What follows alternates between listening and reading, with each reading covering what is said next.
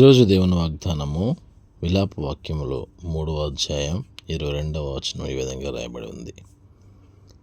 యెహోవా కృపగలవాడు, ఆయన వాత్సల్యత ఎడతెగక నిలిచినది గనుక మనము నిర్మూలము కానున్నవారము.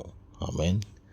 Praise the Lord. ప్రియమందరి బిడ్డలారా, 2026 సంవత్సరం జూన్ మాసం 9వ తారీఖున దేవుడిచ్చిన వాగ్దానం మనం చూసినట్లయితే, దేవుని యొక్క కృప లేకపోతే ఈరోజు మనం ఇటు రీతిగా ఈ ఉదయకాలంలో లేచి దేవునిలో మనం అనుభవిస్తున్నాం, ఆనందిస్తున్నాం అంటే అది కేవలము దేవుని యొక్క కృప మాత్రమే.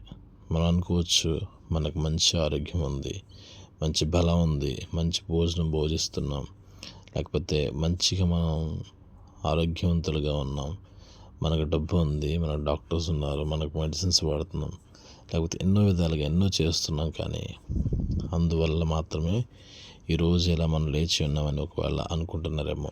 ప్రియమందరి బిడ్డలారా, ఈ రోజున కనుక నువ్వు అలా అనుకున్నట్లయితే మీ జీవితాన్ని, మీ యొక్క పరిస్థితిని అంతటిని కూడా చేంజ్ చేయగల దేవుడు, మార్చగల దేవుడు నేను నమ్ముకున్న మన యేసయ్య మాత్రమే.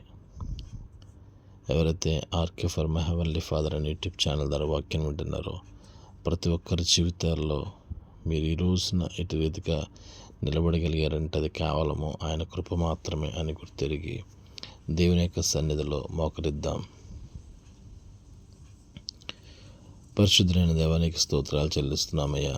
అవును రాజా, నువ్వు చూపించే కృప, నువ్వు చూపించే ప్రేమ, నువ్వు చూపించే నాయన యొక్క వాత్సల్యత మా జీవితాల్లో మమ్మల్ని రీతిగా నిలబెట్టిన విధానం బట్టి నీకు స్తోత్రాలు చెల్లిస్తున్నాం తండ్రి.